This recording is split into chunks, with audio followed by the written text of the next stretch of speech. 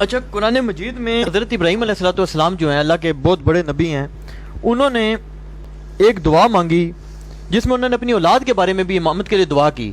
سوال یہ پیدا ہوتا ہے کہ ان کی اولاد میں وہ کون اشخاص گزرے ہیں اولاد ابراہیم علیہ السلام میں کہ جو امام ہیں، اور ائمہ اہل بیت کے کنٹیکس میں بھی ذرا بات کریں۔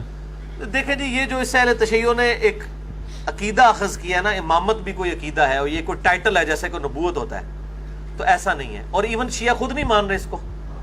کیا امام جعفر الصادق کے جو دو بیٹے تھے، امام اسماعیل اور امام موسیٰ کاظم، یہ دونوں میں سے ایک کو امام مانتے ہیں نا، اثنا عشری۔ ایک کو اسماعیلی مان رہے ہیں، کوئی اثنا عشری مان رہے ہیں۔ نہیں، لیکن اثنا عشری تو ایک کو ہی مان رہے ہیں نا، اثنا عشری ایک کو مان رہے ہیں۔ دوسرے امام کا تو وہ بھی انکار کر رہے ہیں نا، ایسے عہدہ ہاں جی، ایسے وہ تو نہیں، وہ تو اس کا امام تو وہ بھی تھے، امام تو انہوں نے بنایا تھا۔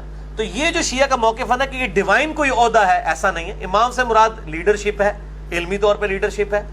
وہ اہل بیت میں سے بھی ہو سکتے ہیں، نان اہل بیت میں سے، قریش میں سے ہو سکتے ہیں۔ کچھ سوالات، کچھ شبہات ایسے قائم کر دیے گئے کہ جسے بار بار دہرایا جاتا ہے، بار بار آپ دیکھیں کہ بار بار یہ سوالات اور شکوک و شبہات ابھارے جاتے ہیں۔ مثلا ایک شبہ یہ کہ توحید اور نبوت کے بعد اگر امامت واقعاً اصول دین میں ہے تو پھر اس کا قرآن میں ذکر کیوں نہیں؟ اچھا، اب سوال اس طرح قائم کیا ہے جو بالکل بے اساس ہے۔ پہلے تو ایک غلط مفروضہ فرض کیا، اس پر سوال قائم کیا۔ جیسے میں یہ فرض کر لوں کہ یہ ہال خالی ہے، پھر میں پوچھوں کہ لوگ ہیں یا نہیں۔ مجھے یہ مان کے کرنا چاہیے کہ سامنے مجمع بیٹھا ہوا ہے، میں کسی سے گفتگو کر رہا ہوں، بس میں یہ فرض کر لوں کہ حال خالی ہے۔ جیسے فخر الدین رازی سے متعلق یا کسی اور سے متعلق یہ ہے کہ منطق میں بہت کمال رکھتے تھے، منطق میں، لاجک میں بہت کمال رکھتے تھے۔ اب وہ جناب والا حوض کے کنارے بیٹھ کے درس دے رہے تھے، تو انہوں نے اپنے شاگردوں سے کہا کہ اگر میں چاہوں تو یہ ثابت کر دوں کہ یہ حوض پانی سے خالی ہے، حوض لبالب پانی بھرا ہوا۔ کسی منطق کے استاد سے متعلق یہ بات منسوب ہے۔ لفاظی ہے یا علم؟ اور یہ علم ہے صرف آپ کے ذہنی تعیش کے لیے یا زندگی کی تعمیر کے لیے؟ ہر علم کو زندگی سے جڑا ہوا ہونا چاہیے اور زندگی کی تعمیر سے جڑا ہوا ہونا چاہیے، اس کا ثمرہ ہونا چاہیے۔ تو اب وہ حوض کے کنارے بیٹھے ہوئے ہیں اور حوض لبالب پانی سے بھرا ہوا ہے، کہتے ہیں اگر میں چاہوں تو ثابت کر دوں کہ حوض پانی سے خالی ہے۔ اور اس کے بعد انہوں نے جو بھی منطقی مغالطوں سے کام لیا ہوگا، صغرا کبرا، جو بھی نتیجہ کیا، اس کے بعد کہا کہ اب نتیجہ نکلا کہ حوض پانی سے خالی ہے۔ شاگردوں سے کہا تم میں کسی میں ہے مجال جو میرے استدلال کو جھٹلا سکے؟ اب ظاہر ہے شاگرد استاد کا رشتہ وہ بھی اس زمانے کا جہاں شاگرد استاد کو اپنا باپ سمجھتا تھا، باپ سے بڑھ کر سمجھتا تھا، سب سر جھکائے بیٹھے ہیں کہ اب ان کا جواب کون دے۔ ایک تھا جری جو حکایت نقل کی جاتی ہے، کہا جی میں ثابت کر سکتا ہوں کہ حوض پانی سے بھرا ہوا ہے۔ کہا کیسے؟ اونٹ کے قریب آیا، ان کو بھرپور گود میں اٹھایا اور حوض میں ڈال دیا۔ کہا آپ بتائیے حوض میں پانی ہے یا نہیں ہے؟ یہ لطیفہ بچوں کو بھی یاد رہ جائے گا نا۔ اب کئی دن سے لوگ کہہ رہے تھے بڑی سنگین بحث ہو رہی ہے، بہت زبان سمجھ میں نہیں آتی اور بہت الجھی ہوئی بحث ہے۔ اب اس سے زیادہ آسان تو نہیں ہو سکتی۔ یہ حکایت نقل کی جاتی ہے، کیوں؟ یہ کلاس روم میں بھی نقل کی جاتی ہے، اس لیے میں نے ممبر پہ بھی نقل کی۔ کیوں؟ اس میں ایک درس پوشیدہ ہے۔ درس یہ پوشیدہ ہے کہ بدیہیات کا انکار نہیں کیا جاتا۔ یہ کمال علم نہیں ہے کہ ہست کو نیست ثابت کیا جائے، یہ کمال علم نہیں ہے کہ بدیہیات کا انکار کیا جائے، یہ کمال علم نہیں ہے کہ دن کے دوپہر میں اور 2 بجے یا 1 بجے ظہر کے وقت، زوال کے وقت آپ کھڑے ہو کے کہیں دیکھو میں ثابت کر رہا ہوں کہ سورج نہیں ہے۔ یہ کمال علم نہیں ہے۔ اور ہمارے ہاں اور یہ اس طرح کے مغالطہ آمیز استدلالات بھرے پڑے ہیں ماشاءاللہ مسلمان مفتیوں اور مولویوں کے۔ افسوس اس بات کا۔ اور جو سوالات قائم کیے جاتے ہیں وہ بھی اسی طرح کے کہ پہلے تو ایک غلط مفروضہ قائم کیا، یعنی جو فرض کی بات آپ نے وہ غلط ہے، اس غلط مفروضے پر ایک سوال قائم کیا، اب ہمیں مکلف کر رہے ہیں کہ آپ جواب دیجیے۔ اس کا یہ واضح رہے کہ یہ اسی طرح کا سوال ہے. امامت کا قرآن میں کیوں نہیں تذکرہ ہے؟ کہاں تذکرہ نہیں ہے؟ امامت کا قرآن میں تذکرہ نہیں ہے. قرآن خود امام ہے اور قرآن کے مضمون کا محور امامت ہے. قرآن مجید کے مضمون کا، موضوع کا محور امامت ہے. وہ نظام جو قرآن مجید نے معاشرہ انسانی کی تنظیم کے لیے دیا ہے، اس نظام کا نام امامت و ولایت ہے. اور اتنا جامع، اتنا کامل بیان قرآن مجید میں امامت کا موجود ہے، اس کے اپنے انداز میں. قرآن مجید کی شان بلاغت وہی کہ جہاں الفاظ کے کوزوں میں معانی کا کوثر سمویا ہوا ہوتا ہے. ایک ایک فقرے میں پوری بحث سموئی ہوئی ہوتی ہے. تو پہلے تو قرآن مجید کے لہجہ شناس بنیے، پہلے تو قرآن مجید سے استنطاق کی استعداد پیدا کیجئے. یہ سیکھیے کہ قرآن مجید پڑھتے کیسے ہیں اور قرآن مجید سے کچھ پوچھتے کیسے ہیں، قرآن مجید سے سوال کیسے کرتے ہیں. اور یہ اس وقت تک آپ کو آئے گا نہیں جب تک کہ زیر ممبر صاحب سلونی بیٹھیں گے نہیں. جواب تو میں عرض کروں گا، لیکن بعض نکات کی طرف، جو نکات بہت واضح ہیں لیکن پھر بھی ان کی طرف توجہ دلانے کی ضرورت ہے. امامت سے پہلے کیا ہے؟ نبوت. اور نبوت سے پہلے کیا ہے؟ توحید. یہ نبوت اور توحید کو بھی کیا آپ نے قرآن سے سیکھا ہے، سمجھا ہے؟ نبی کی شناخت اور خالق کی شناخت قرآن سے ہوگی یا عقل انسانی سے؟ اگر عقل انسانی سے استفادہ نہیں کیا تو قرآن مجید سے نبوت کی دلیل پیش کریں گے تو اس دلیل کو باطل کہا جائے گا منطق کی اصطلاح میں. کیوں؟ اس لیے کہ دور لازم آئے گا. دور کسے کہتے ہیں؟ دور سمجھ لیجئے، اب یہ بالکل پیور علمی مسئلہ ہے. کبھی بھی آرگومنٹ کے لیے، ایویڈنس پیش کرنے کے لیے، آرگومنٹ اور پروف پیش کرنے کے لیے یہ یاد رکھیے دور کسے کہتے ہیں. دور، اب بالکل پھر ویسی مثال دوں نا کہ بچے تھوڑا ہنس بھی لیں اور یاد بھی رکھیں. دو شخص کھڑے ہوں، دو شخص اور کوئی تیسرا نہ ہو، تیسرا صرف سوال کرنے والا ہو. ایک کا نام ہو مثلا عمرو اور دوسرے کا نام ہو بکر، اور پوچھا جائے کہ عمرو صاحب کے والد کون ہیں؟ کہا جائے بکر. اب بکر کے والد کون ہیں؟ کہا عمرو. Is it possible? یہ صحیح ہے؟ کریکٹ ہوگا آنسر؟ عمرو اور بکر دونوں کا نسب نامہ مجہول ہو جائے گا. اگر اس قسم کا جواب دیا، اگر اس قسم کا جواب دیا، یہ دو ہی ہے، تیسرا کوئی نہیں ہے. ایک عمرو ایک بکر. کہا عمرو کے والد کون ہے؟ کہا بکر. بکر کے والد کون ہے؟ عمرو. جواب غلط. اسے کہتے ہیں دور.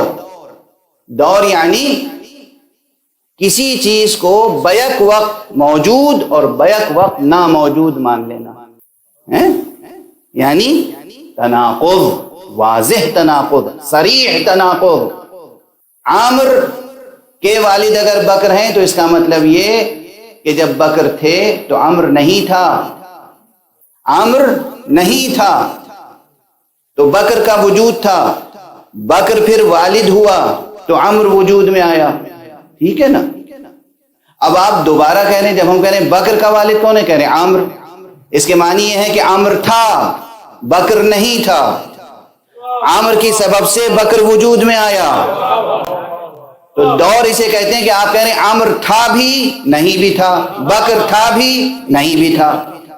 واضح ہوئی بات؟ دور سمجھ میں آیا؟ اب یہ ایسی مثال دی ہے جو بھولیں گے نہیں آپ. یہ نہیں کہیں گے کہ موٹی موٹی اصطلاحیں، ٹرمینالوجیز فلسفی کے علاقے ممبر پہ ہم لوگوں کے اوپر ایسے انڈیل دیتے ہیں کہ مجبور ہو کہ ہم لوگ کہیں ہاں صاحب آپ بہت پڑھے لکھے آدمی ہیں، مان لیا. یہ جتنے استدلال ہیں، جتنے دنیا کا کوئی بھی استدلال ہو، اب وہ ایک الگ بات ہے کہ دور کی کتنی قسمیں ہوں، کہاں دور جائز ہے اور کہاں دور جائز نہیں، لیکن بنیادی طور پر دور باطل ہے، دور باطل ہے، دور ناممکن ہے، دوری جواب محمل ہے. ٹھیک؟ نبی خود یہ کہیں کہ میں نبی ہوں اور آپ مان لیجئے، یہ کیا ہوگا؟ دور. اور اس طرح پھر دنیا میں جتنے ہیں سب دعویٰ کر لیں کہ میں نبی ہوں. آپ کسی کو کہہ سکتے ہیں تم غلط کہہ رہے ہو؟ وہ کہیں جناب آپ نے حضرت محمد مصطفیٰ صلی اللہ علیہ وآلہ وسلم کو دنیا کا ہر فرد کہے گا میں بھی کہہ رہا ہوں میں نبی ہوں، آپ مان لیجئے. تو وہاں آپ جواب دیں گے ہم نے محمد کو خود دعوی نبوت کے نتیجے میں نبی نہیں مانا، ہم نے پہلے اپنی عقل سے سرکار رسالت مآب کی نبوت پہ دلیل قائم کی، اور جب ہماری عقل نے تسلیم کر لیا کہ یہ نبی ہیں تب ہم نے ان کی ہر بات کو مانا. اور ہمارے یہاں اللہ نے نبی کو نبی کہا تو ہم نے نبی کو نبی مانا، عقل نے نبی کو نبی کہا تو ہم نے نبی کو نبی مانا، نبی نے خود کو نبی کہا اور ہم نے نبی مانا، یہ ایسا نہیں ہوا. واضح ہے؟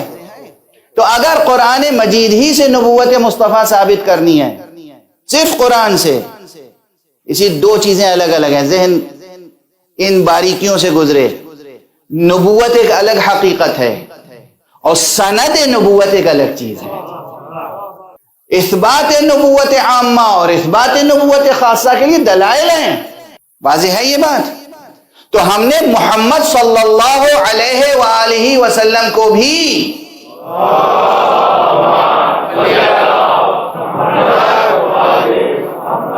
قرآن سے نبی نہیں مانا، ہم نے ان کو پہلے نبی مانا، پھر ان کی زبان مبارک سے قرآن کو بطور سند تسلیم کیا. اور اب آپ آگے بڑھیے، خود قرآن مجید میں توحید کی بحثوں میں جائیے. قرآن مجید میں عقل انسانی کی رہنمائی کے لیے ایسے قضایا بیان ہوئے ہیں، ایسی دلیلیں بیان ہوئی ہیں جہاں یہ ثابت کیا گیا ہے کہ خدا ایک ہے. لیکن یہ کہ خدا ہے اس کی کوئی دلیل قرآن مجید نے نہیں پیش کی ہے. خدا ہے اس کا اقرار عقل انسانی کرتی ہے، خدا ہے اس کا اقرار فطرت انسانی کرتی ہے. عقل و فطرت گواہی دیتی ہے کہ وہ ہے. عقل و فطرت کے دلائل کام آتے ہیں نبی کی شناخت میں. پھر نبی کی زبان سے جو کلام آتا ہے اسے ہم کلام اللہ اور سند رسول اللہ سمجھتے ہیں. تو یہ کہنا کہ قرآن سے ہر چیز ثابت کرے، قرآن سے تو ہم خدا کی ہستی کو بھی ثابت نہیں کرتے، ورنہ جو قرآن پہ یقین نہیں رکھتا اس کے آگے کبھی خدا کو ثابت نہیں کر پائیں گے. ہم اگر خدا کی وحدانیت کو ثابت کرنا چاہیں ایک ایسے شخص کے سامنے جو نہ رسول اللہ کو رسول سمجھتا ہے نہ قرآن پہ ایمان رکھتا ہے، اس کے سامنے اللہ کے وجود کو اور اللہ کی وحدانیت کو کیسے ثابت کریں گے؟ تو نہ ہم اللہ کی توحید اور اللہ کی ہستی کو قرآن مجید سے ثابت کرتے ہیں، نہ ہم نبوت کو قرآن مجید سے ثابت کرتے ہیں، نہ ہم امامت کو قرآن مجید سے ثابت کرتے ہیں پہلے مرحلے میں. یہ عقل انسانی ہے. اگر آپ انسان ہیں تو گفتگو کیجئے گا، عقل سے بیزار ہیں تو گفتگو نہ کیجئے گا. آپ کو عقل دی ہے اللہ سبحانہ و تعالیٰ نے، کس لیے؟ ہمیں کس لیے دی ہے عقل؟ واضح ہو گئی بات؟ تو یہ ایک مغالطہ ہے کہ قرآن مجید سے ثابت کیجئے. حالانکہ قرآن مجید سے ثابت ہے اللہ کا وجود بھی، اللہ کی وحدانیت بھی، نبی کی نبوت بھی، مولا علی کی امامت بھی، سب ثابت ہے. لیکن پہلے مرحلے میں کون ثابت کرے گا؟ عقل. آپ ایسے دین کو پیش کرنا چاہتے ہیں جہاں عقل کا کوئی مقام ہی نہیں ہے، جبکہ اللہ سبحانہ و تعالیٰ نے سب سے نفیس ترین شے جو خلق فرمائی ہے وہ عقل ہے، اور عقل آپ کو عطا فرمائی ہے. اور آپ زندگی کے چھوٹے بڑے ہر مسئلے میں لوگوں سے حجت کرتے ہیں، پیزار کرتے ہیں، کٹ حجتی کرتے ہیں، یا بہرحال بحث کرتے ہیں، جستجو کرتے ہیں، تحقیق کرتے ہیں، ریسرچ کرتے ہیں، اور ہر جگہ عقل کی ٹارچ ساتھ میں ہوتی ہے. بس جہاں مذہب کی بات آئی اس ٹارچ کو بجھا دیتے ہیں. اللہ کا کی ہستی اور اللہ کی وحدانیت عقل سے ثابت ہوتی ہے. پہلے جب قرآن نازل نہیں ہوا تھا اس وقت بھی عرب میں اللہ پرست اور اللہ کو یکتا ماننے والے تھے. جب قرآن نازل نہیں ہوا تھا اس وقت بھی عرب میں تھے کہ جو اللہ پر یقین رکھتے تھے اور اللہ کی حمد و ثنا کرتے تھے اور اللہ کی بندگی کرتے تھے، اللہ کی عبادت کرتے تھے. قرآن نازل نہیں ہوا تھا. انہوں نے کس طرح پہچانا کہ خدا ہے؟ انہوں نے کس طرح پہچانا کہ خدا ہے؟ جا کے آپ تحقیق کیجئے. اگر میں نام گنانا شروع کروں، اور صرف بنی ہاشم میں نہیں، یہ بھی یاد رکھیے گا، خاندان پرست نہ سمجھیے گا. ہم خدا پرست ہیں، ہم مولا پرست ہیں. ہم اللہ کو مولا سمجھتے ہیں یا اسے مولا سمجھتے ہیں جسے اللہ نے مولا کہا؟ ہم ہر ایک کو اپنا مولا اور آقا و مقتدا اور سید اور امام نہیں سمجھتے. ہم خاندان پرستی کبھی نہیں کرتے، ورنہ ابو لہب پہ لعنت نہ کرتے، ابو طالب پہ سلام نہ کرتے. بس نام آ گیا کیا پیارا، کیا نورانی، کیا عظیم نام آ گیا زبان پر، تو ایک جملہ اور کہہ کے چلوں، ابو طالب اس پیکر عقل ظاہری کا نام ہے جس نے قرآن مجید کے بغیر محمد کو نبی پہچانا۔ عقل دشمن کی ترکیب تو سنی ہوگی آپ لوگوں نے، بہت سے لوگوں کو لوگ کہتے ہیں یہ شخص، ارے یہ تو عقل دشمن ہے۔ ابو طالب چونکہ عقل مجسمہ عقل ہے، جس نے قرآن کے بغیر محمد کو نبی جانا، تو دنیا کے جتنے عقل دشمن ہیں سب ابو طالب کے دشمن ہوں۔ مجھے کوئی جھٹلا نہیں سکتا اس بات پہ کہ ابو طالب نے اعلان کیا تھا، الم تعلموا انا وجدنا محمدا نبیا کموسیٰ خط فی اول الکتب، کیا تمہیں معلوم نہیں کہ ہم نے محمد کو نبی دیکھا ہے، نبی پایا ہے، اسی طرح جیسے موسیٰ نبی تھے، اور ہم جانتے ہیں کہ محمد، الم تعلموا، اس کیا عظیم شعر ہے، یہ کیا عظیم شعر، الم تعلموا انا وجدنا، یہاں دونوں دلیلیں ہیں، ہم نے محمد کو نبی پایا، اور تائید کے لیے دوسرے مصرے میں کہا کہ ہم نے ان کا نام پہلے آنے والی کتابوں میں پایا۔ الم تعلموا انا وجدنا محمدا نبیا کموسیٰ خط فی اول الکتب۔ اگر علم عروض کسی کو نہیں معلوم ہوگا تو اعتراض کرے گا کہ انہیں شعر صحیح یاد نہیں، کتبی کو کتبی کہہ رہے ہیں، حالانکہ ازراح عروض بھی درست ہے، ازراح لغت بھی۔ ابو طالب نے مصطفیٰ کی نبوت کا کلمہ پڑھا، اور ہم نے، آپ نے، سب نے پہلے عقل سے کام لے کر، عقل اللہ نے دی اسی لیے تاکہ آپ سب سے پہلے کسی حقیقت کو اپنی عقل سے دریافت کریں۔ وجود حق عقل سے ثابت ہے، فطرت سے ثابت ہے۔ فطرت گواہی دیتی ہے کہ کوئی ہے، عقل گواہی دیتی ہے کہ کوئی ہے۔ اس کے بعد جب اس کا کلام ملتا ہے تو اس عقل و فطرت کی روشنی میں ہم طے کرتے ہیں کہ یہ کلام حق ہے۔ ہم اسی طرح جو تحریف ہو گئی جن کتابوں میں، اس میں دیکھ لیتے ہیں ہماری فطرت، پاکیزہ فطرت استشمام کرتی ہے نکہت کلام کو، اور ہماری عقل فرق کرتی ہے اور کہتی ہے یہ آیتیں اللہ کی معلوم ہوتی ہیں، یہ بندوں نے ڈال دی ہیں اس میں۔ تو عقل، تورات کی ہم پڑھتے ہیں آج عقل کی روشنی میں، انجیل پڑھتے ہیں عقل کی روشنی میں، قرآن بھی پڑھنے کے لیے کہا عقل کی روشنی میں۔ ہاں، اب آتی ہیں اس کے بعد تفصیلات، جزئیات، سندیں۔ خدا کی قسم اگر انسان آزادانہ طور پر عقل و فطرت پاکیزہ، عقل سلیم اور فطرت مستقیم کی روشنی میں پورے آدم تا این دم پوری عالم و آدم کی تاریخ کا مطالعہ کرے تو وہ مطمئن ہوگا اس بات پر کہ لفظ امام اگر کسی پہ سجتا ہے بعد محمد مصطفیٰ صلی اللہ علیہ وآلہ وسلم تو وہ فرزند ابو طالب علی ابن ابی طالب کے علاوہ کوئی دوسری ذات ہو نہیں سکتی۔ میں نے دو کلمات استعمال کیے، فطرت مستقیمہ و عقل سلیم۔ دل پاک ہو، دماغ بھی روشن ہو تو کوئی مسئلہ نہیں۔ اب اس کے بعد آتی ہیں شہادتیں، اب اس کے بعد شہادتیں قرآن مجید میں۔ امامت کے موضوع پر قرآن مجید نے جو روشنی ڈالی ہے جتنی جامع اور کامل، اس کے بعد کسی اور بحث کی ضرورت نہیں ہے۔ اگر ان آیات کے معنی اور ترجمے اور ترجمانی میں تحریف نہ کی جائے۔ اچھا کیا جن صاحب نے بھی سوال کیا، دل خوش ہوا کہ مجھے سعادت ملی کہ میں اس موضوع پر بھی کھل کے کچھ گفتگو کروں، اس لیے کہ یہ مسئلہ ہی تعویل قرآن کا ہے، اور اسی لیے میں اپنا 10 بار کا کہا ہوا جملہ دہرا رہا ہوں۔ ماہ مبارک رمضان تنزیل قرآن کا مہینہ ہے، اور ماہ محرم تعویل قرآن کا مہینہ ہے۔ لفظ امام ملے گا قرآن میں، محرم بتائے گا امام کون ہے۔ اب ایک آیت کی طرف تیزی سے، آیت آپ سب کو یاد ہوگی، بہت سے ذاکرین برابر ذکر کرتے ہیں، تو میں پہلی بار تھوڑی اشارہ کروں، کیونکہ جو کلیدی بحث ہے، جو کلیدی مطلب ہے وہ تو وہی رہے گا، جو کلیدیں ہیں جو وہ بدلی نہیں جا سکتی۔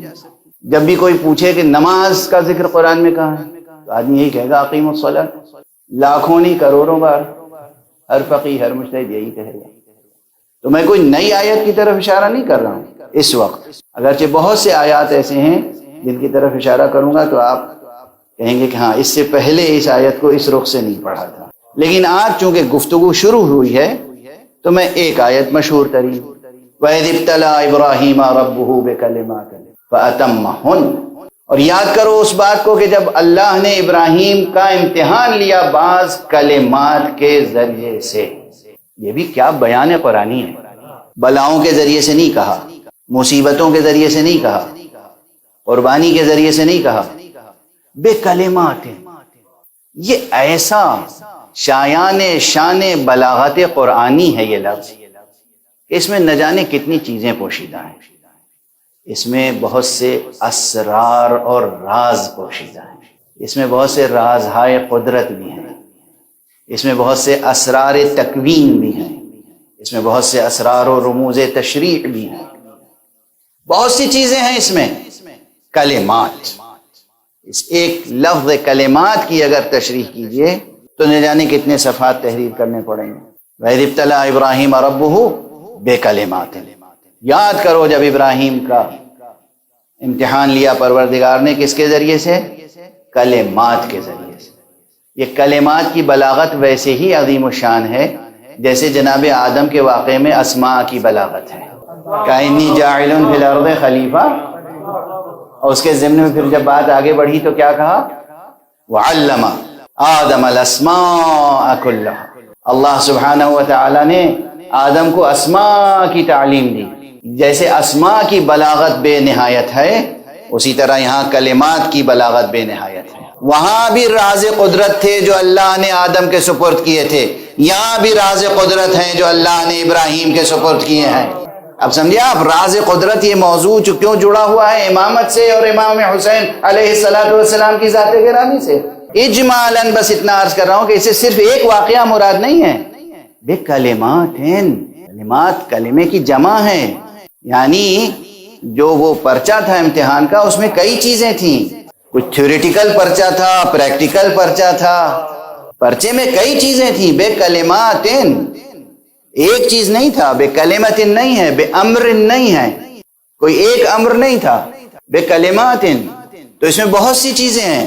یعنی اللہ سبحانہ و تعالی جسے امام بنانا چاہتا ہے تو اسے بہت سے علوم، بہت سے اسرار، بہت سے رموز، ناموس مشیت سے آشنا کرتا ہے، ناموس فطرت سے آشنا کرتا ہے، رازہائے قدرت سے آشنا کرتا ہے، اور کچھ چیزیں اپنی طرف سے اسے عطا کرتا ہے، کچھ اختیار دیتا ہے. اور سب سے بڑا اختیار تو وہ دیتا ہے کہ جو ایک فرد اپنے نفس پر اختیار رکھتا ہے. یہ چھوٹا سا لفظ جو آخر میں کہا یہ بہت بڑی بحث ہے.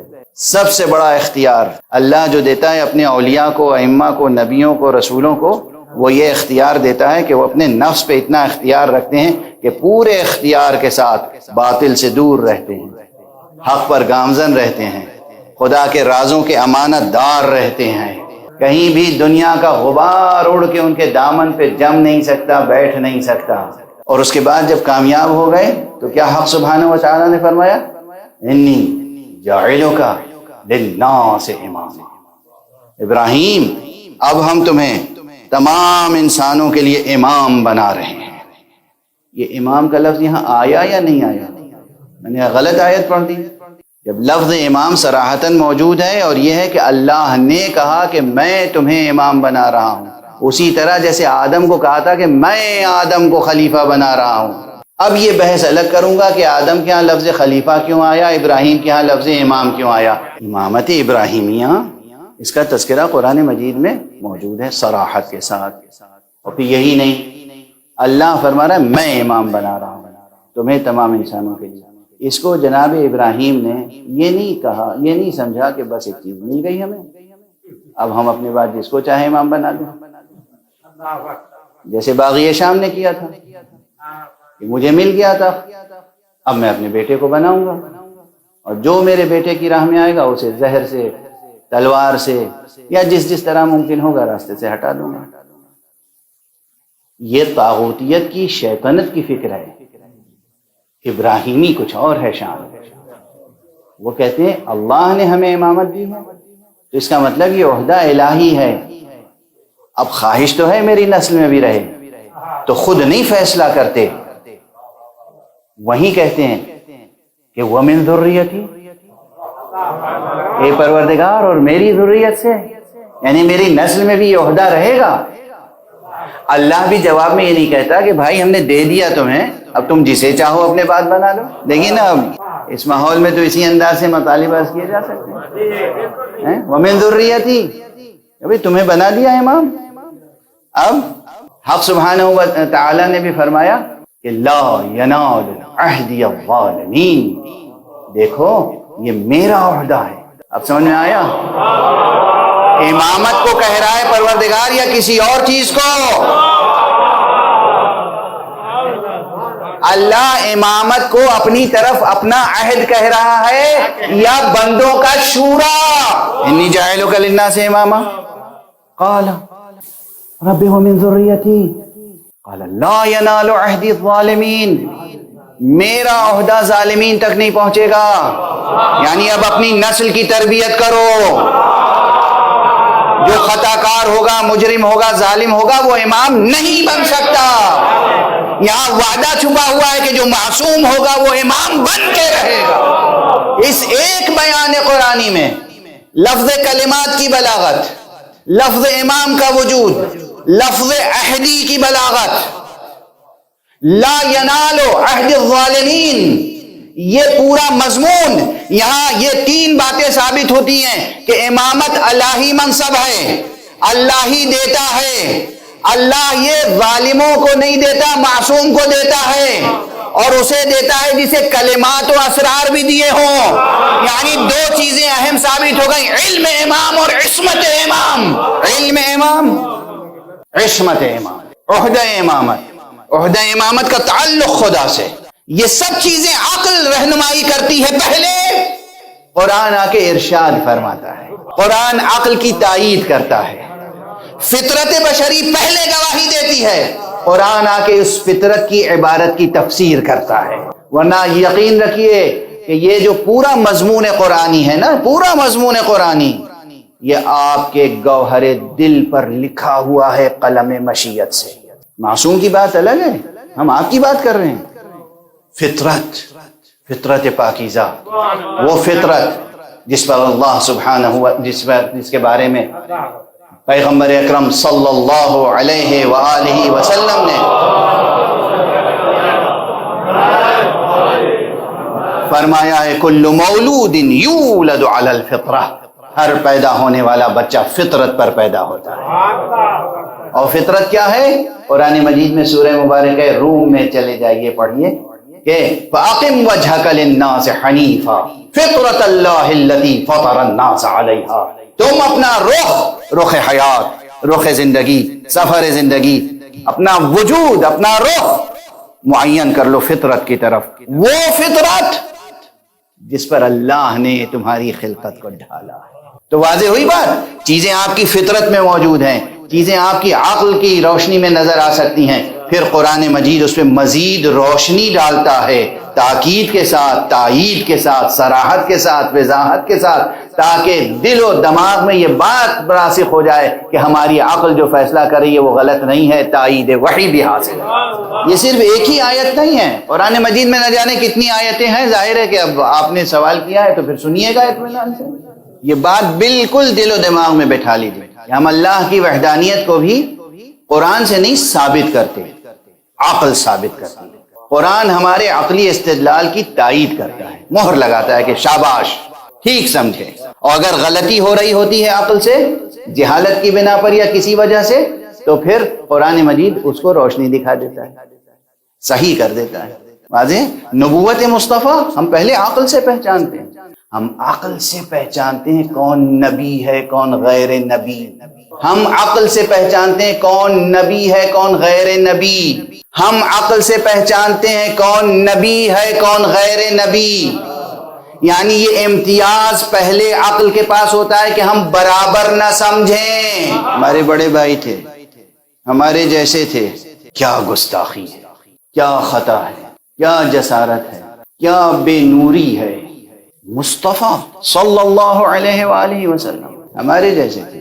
اسی طرح قیاس کریں گے. دیکھیے مصطفیٰ کا جو رتبہ پہچانتا تھا، وہ یہ نہیں صرف سمجھتا تھا کہ یہ میرے بھائی کا بیٹا ہے، یہ میرا بھتیجا ہے، یہ میرے خاندان کا ایک فرد ہے، اس لیے اس کی حمایت کرنی چاہیے. ورنہ حمایت کی ایک حد ہوتی ہے، وہ وہ سب کچھ رکھنے کے باوجود جانتا تھا کہ مصطفیٰ ہے. اس لیے شعیب ابی طالب کے زمانے میں اپنے جگر کے ٹکڑوں کو اس کو بچانے کے لیے اس کے بستر پہ ڈال دیتا تھا. یہ یقین جھلک رہا تھا کہ یہ جانتا ہے کہ مصطفیٰ ہمارے جیسا نہیں ہے, مصطفیٰ بلند ہے, ہمیں اس کی حفاظت کرنی ہے, ہمیں اس کی متابعت کرنی ہے, ہمیں اس کی پیروی کرنی ہے. ہم بوڑھے ہیں, چچا ہیں, مگر ہمیں اس کی پیروی کرنی ہے. ہمیں اس سے نہیں کہنا ہے کہ بیٹے بھتیجے تو جوان ہے مجھے بچا لے, بلکہ مجھے اس کو بچانے کے لیے خود کو قربان کرنا ہے. یہ فراست مومن, یہ فراست ابو طالب, یہ ہے عقل ابو طالب. ورنہ ساری دنیا کا دستور ہے, بیٹے میں بوڑھا ہو گیا ہوں, میں بھتیجے, میرے بھتیجے, یہ قریش مجھے بہت ستاتے ہیں, اب مجھے بچا لے ان کے پتھروں سے, مجھے بچا لے ان کے حملوں سے.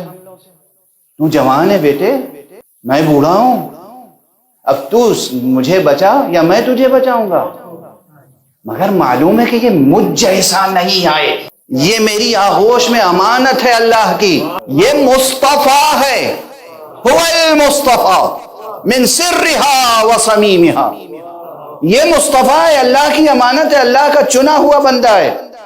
اور میں کتنا ہی بوڑھا ہو جاؤں مجھے قربان ہونا ہے, اسے بچانا ہے. مجھے اپنے جگر کے ٹکڑوں کو قربان کرنا ہے مگر اسے بچانا ہے. یہ ہے درس ابو طالب, شعیب ابی طالب کا درس, جو شعیب ابی طالب سے شروع ہوتا ہے کربلا تک جاری رہتا ہے. ہم علی کو علی مانتے ہیں, حسن کو حسن مانتے ہیں, حسین کو حسین مانتے ہیں. یہ سب ایک ہی شجر نور کے کی شاخیں ہیں, یہ اسی شجر کے اصول ہیں. مگر محمد ہیں. محمد کو بچانے کے لیے حسین نے اسی طرح خود کو قربان کیا ہے. محمد کو بچانے کے لیے قربانی دی ہے حسین نے, جیسے محمد کو بچانے کے لیے ابو طالب قربان ہوتے تھے اور اپنے بچوں کو قربان کرتے تھے. پیغمبر نے کہا تھا انا حسین منی و انا من حسین, لیکن حسین نے خود کو قربان کیا. اس کے لیے محمد کو بچانے کے لیے. واضح ہے. بس گفتگو تمام, وقت بالکل ختم ہو چکا. وہ جو تربیت کی تھی نا شعیب ابی طالب نے, حضرت ابو طالب اپنے تمام بچوں کو, بیٹوں کو, غلاموں کو نہیں. یہ رات کی تاریکی ہے, ایک شخص کو بچانا ہے, آنے والے ظالم کو دھوکہ دینا ہے, سیدھی سی بات ہے, تاکہ وہ دھوکہ کھا جائے اور سمجھے کہ یہاں محمد لیٹے ہوئے ہیں, یہ بستر خالی نہیں ہے. بس اتنا ثابت کرنا تھا نا کہ یہ بستر خالی نہیں ہے, محمد کا بستر ہے. کسی غلام کو, کسی نوکر کو, کسی کو لیٹا دیتے نہیں. وہ یہ بھی جانتے تھے کہ اس کے بستر پہ ہر ایک نہیں لیٹ سکتا, ہمیں اسے بچانا ہے اور اس کی ناموس کو, اس کی حرمت کو, اس کے ہر عظمت کے ہر نشان کو بچانا ہے. یہ نہیں کہ بس دشمن کو دھوکہ دینا ہے, اسے ہٹا دیا, وہاں کسی نوکر کو بٹھا دیا, وہاں صرف بستر لپیٹ کے رکھ دیا تاکہ دور سے دیکھے کہ ہاں کوئی لیٹا ہوا ہے. کیا نہیں ہو سکتا, کیا نہیں ہو سکتا. نہیں, اپنے جگر کے ٹکڑوں کو علی کو لٹایا, کبھی جعفر کو لٹایا, کبھی عقیل کو لٹایا. غور فرما رہے ہیں آپ. اور وہ جو تربیت تھی ابو طالب کی, وہ وہاں سے کربلا تک جاری رہی. اسی لیے جب آپ زیارت پڑھتے ہیں تو کہنا پڑتا ہے السلام علی الشہداء من ولد امیر المؤمنین, السلام علی الشہداء من ولد جعفر, السلام علی الشہداء من ولد عقیل.